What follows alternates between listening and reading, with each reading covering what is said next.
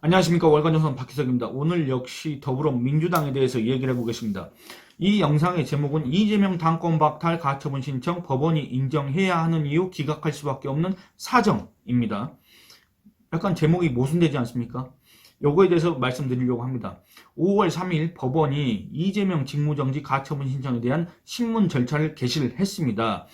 더불어민주당 당원들이 대장동 사건으로 기소된 이재명 대표의 직무를 정지시키지 않고 그 다음에 윤리심판원의 징계심사를 요청하려 하는 더불어민주당의 그런 조치에 반발하면서 법원에 이런 가처분 신청을 한 일을 여러분들 기억하실 겁니다. 거기에 대해서 이제 법원이 처음으로 이제 신문 절차를 개시했다는 건데 이게 이제 3주 안에 결론이 나온다고 합니다. 그런데 이게 법적으로 보면은 당연히 인정할 수밖에 없는 이유가 있지만 또 다른 사정으로 봤을 때는 법원이 이걸 기각할 수밖에 없다. 그래서 이 더불어민주당 당원들의 이재명 직무정지 가처분 신청은 기각될 가능성이 크다. 이거에 대해서 말씀드리도록 하겠습니다. 왜 그러냐면 결론적으로 더불어민주당 당원들이 약간 그 핵심을 비껴간 지금 주장을 하고 있고 법적인 근거가 상당히 부족하다. 이런 느낌을 지울 수가 없기 때문에 그렇습니다. 여러분들 이거 너무 누차 많이 들으셔가지고 아마 여러분들 내용 다 외우셨을 겁니다. 그리고 저도 이 영상을 통해서 이거에 대해서 몇 번이나 얘기를 했습니다. 그런데 이게 조회수가 별로 안 나오다 보니까 이게 파급력이 별로 없다 보니까 이거에 대해서 지금 알지도 못하는 사람들이 너무나 많다 그겁니다. 그게 참 또 안타깝다 이런 생각이 듭니다. 더불어민주당 당원 제80조 1항 아까 언급했다시피 사무총장은 뇌물과 불법 정치자금 수수 등 부정부패와 관련한 법 위반 혐의로 기소된 각급 당직자의 직무를 기소와 동시에 정지하고 라고 분명히 되어 있습니다. 그리고 각급 윤리심판원에 조사를 요청할 수 있다. 이렇게 되어 있습니다. 그렇기 때문에 이거를 근거로 해서 더불어민주당 당원들은 이재명 3월 20일 대장동 사건으로 기소가 됐지 않습니까? 그 이재명의 직무를 정지해야 되고 윤리심판원에 그 징계를 요청해야 된다. 이 주장을 하고 있는 겁니다. 그런데 더불어민주당 당연히 대표가 이재명 대표고 그 다음에 그 최고위원들도 다 친명파였고 심지어 윤리심판원장도 이재명 대표가 임명한 사람이고 그렇지 않습니까? 그리고 이 뒤에 나오겠지만 이 더불어민주당의 당무위원회 의장도 이재명 대표고 그러다 보니까 이 이재명 체제 하에서는 당연히 이재명 대표의 직무 정지를 할 수도 없고 윤리심판원의 징계를 요청할 수도 없는 상황 아니겠습니까? 여기에 대해서 지금 이제 반발을 하는 건데 분명히 이렇게 되어 있습니다. 그러니까 기소와 동시에 당직자의 직무를 정지하라고 당원에 분명히 나와 있고 가끔 윤리심판원에 조사를 요청하라고 되어 있습니다. 당대표의 경우에는 징계 관할권이 중앙당 윤리심판원에 있습니다. 그렇기 때문에 사무총장은 당대표의 직무를 정지하고 윤리심판원에 징계를 요청했어야 되는데 더불어민주당 사무총장은 그렇게 하지 않았습니다. 뒤에 요청할 수 있다라고 이렇게 되기 때문에 의무조항이 아니라는 이유로 의무조항이 아니다. 이런 식으로 아마 비껴간 것 같습니다. 그런 식으로 넘어갔는데 이게 공당이 할 수 있는 일입니까? 이게 공당의 당직자라고 사무총장 아주 핵심 당직자 아닙니까? 그런 사람이 이런 얘기를 할 수가 있겠습니까? 또 그렇다면 애초에 아무런 쓸데없는 이런 당원을 굳이 왜 만들어놨고 굳이 왜 유지를 시켜놨는가 이런 거에 대해서 의문이 또 들 수밖에 없습니다. 윤리심판원 조사를 요청할 수 있다 이전에 기소와 동시에 당직자의 직무를 정지하라고 돼 있지 않습니까? 이건 또 왜 하지 않았느냐? 이거에 대해서도 뒤에 요청할 수 있다. 이것과 연동해가지고 그것도 의무가 아니다. 이런 식으로 주장을 한다면 만약에 더불어민주당이 이재명 방탄을 위해서 직무 정지를 하지 않고 당무의 의결로 윤리심판원 징계심사도 받지 않게 한 건 역시 무효가 될 가능성이 큽니다. 이건 절차적 하자가 있습니다. 거기에 대해서 얘기를 해보도록 하겠습니다. 더불어민주당 당원 당규에 따르면 그렇습니다. 더불어민주당 당원 제80조 3항은 제1항에도 불구하고 정치 탄압 등 부당한 이유가 있다고 인정되는 경우에는 당무위원회 의결을 거쳐 달리 정할 수 있다고 하고 있습니다. 그래서 이거를 더불어민주당 이재명 당이 이거를 이용해가지고 지금 현재 이재명 대표의 직무를 계속 유지하고 있는 겁니다. 그래서 지금 이재명 대표가 계속 당 대표라는 직함을 달고 이게 활동을 하고 있는 겁니다. 그런데 그 밑에 뭔 내용이 있느냐? 사항이 있습니다. 사항. 제3항에 따라 징계 처분이 취소된 경우 제1항의 직무정지는 효력을 상실한다. 이렇게 되어 있습니다. 여러분들 그러니까 이거를 이제 종합해서 해석을 해보면 어떻게 되느냐? 즉, 이제 당무위원회가 의결할 경우에는 징계 처분이 취소가 되고 징계 처분이 취소될 경우에는 1항이 언급한 직무정지, 기소와 동시에 직무정지를 하지 않습니까? 이 직무정지가 효력을 상실한다는 얘기를 하고 있는 겁니다. 더불어민주당 당원은. 그러니까 따라서 원래대로라면 제가 그 순서를 한번 다시 읊어보겠습니다.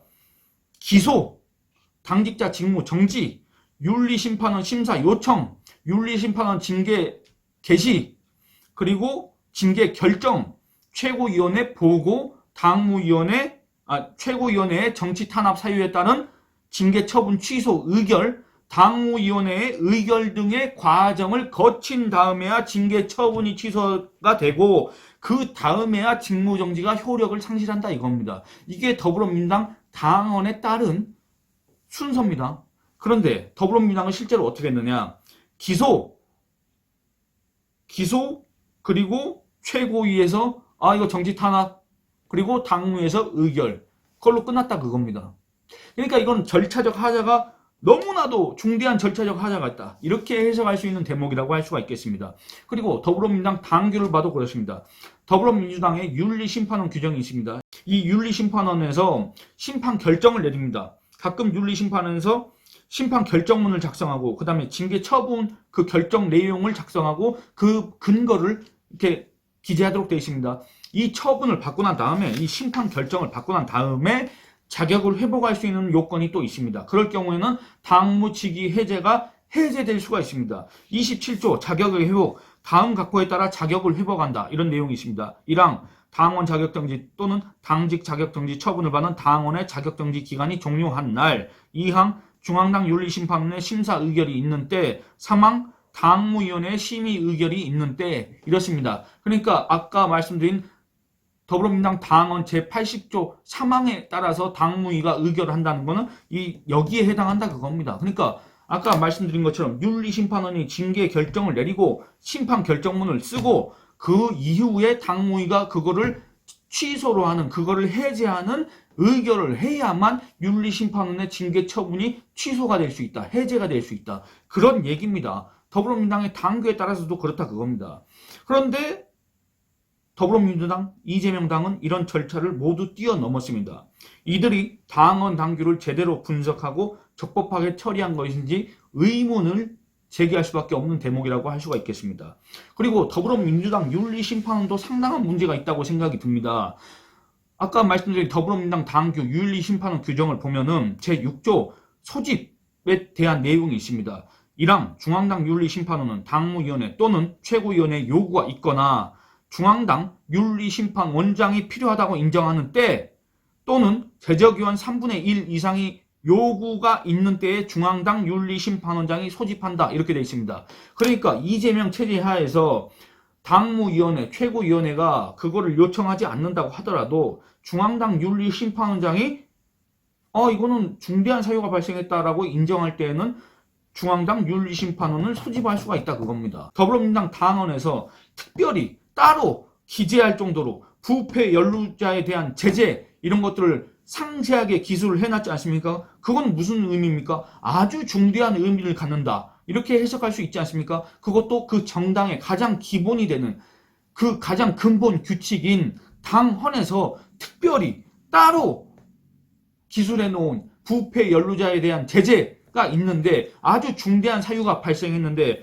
대체 더불어민주당의 중앙당 윤리심판원장은 그 당헌에 따로 명시된 그 의미를 존중해서 윤리심판원 회의를 소집했어야 되는데 그걸 안 했다는 겁니다. 결국 당헌 정신을 위배했다는 비판을 피하기 쉽지 않습니다. 그렇지 않습니까?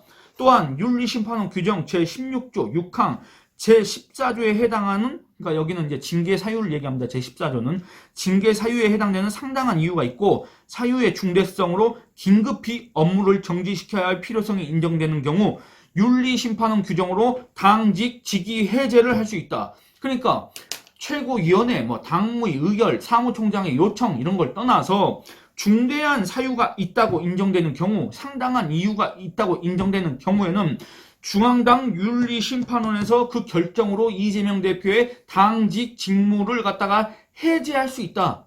이겁니다. 그런데 했습니까? 당원의 부패 연루자에 대한 제재라는 그 내용이 그대로 있는데도 했습니까? 안 했지 않습니까? 아무런 조치도 취하지 않았지 않습니까?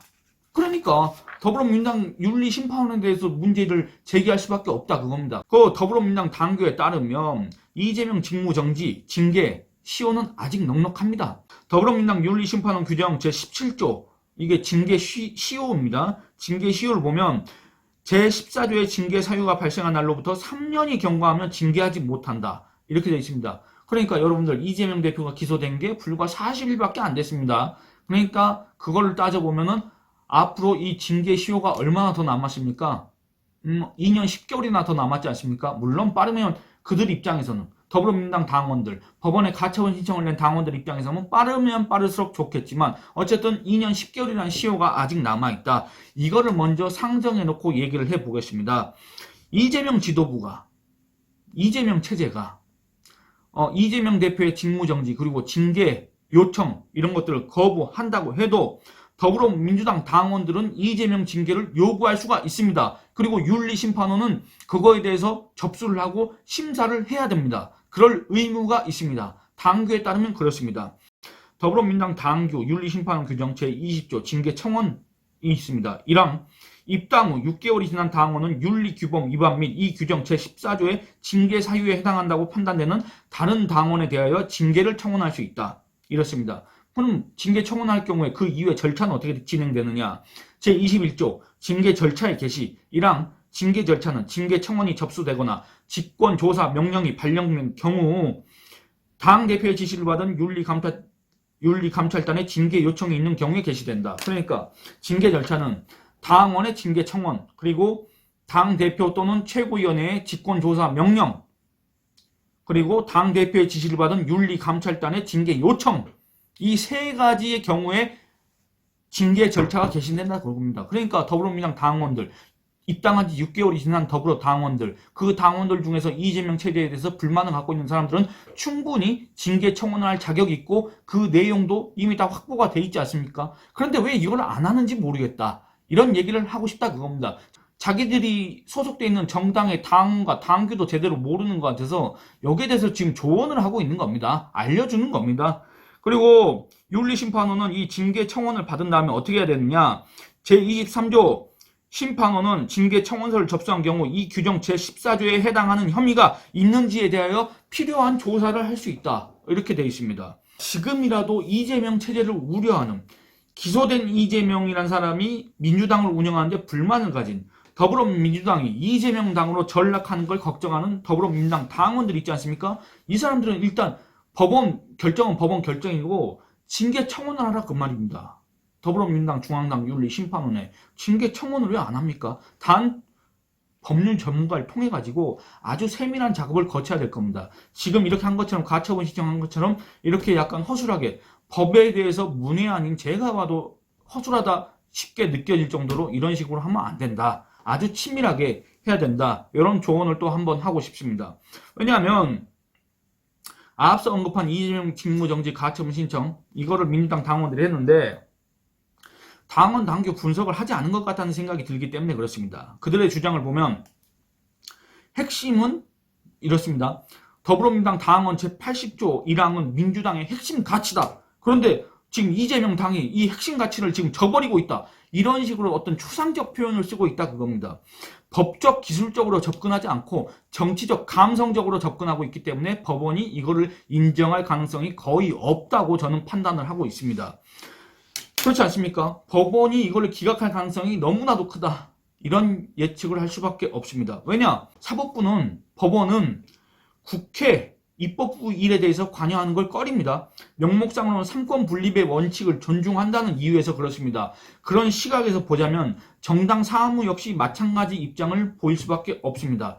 중대한 절차적 문제를 지적하지 않는 한, 정치적 이유를 제시하는 한, 법원이 정치적 판단을 어떻게 하겠습니까? 정치적 이유를 제시하면.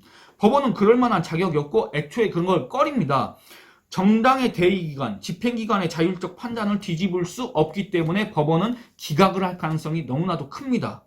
그렇기 때문에 이재명 직무정지 가처분 신청을 낸 더불어민주당 당원들은 더불어민주당 사무총장, 중앙당 윤리심판원장에 대해서 법적으로 문제 제기를 해야 하고 또 당규상 규정된 당원 권리를 활용해가지고 이재명에 대한 징계 청원을 접수를 해야 됩니다. 그렇게 했는데도 만약에 더불어민주당 중앙당 윤리심판원이 징계 개시를 하지 않을 경우에는 지금 그 윤리심판원에 대해서도 법적으로 문제 제기를 해야 합니다.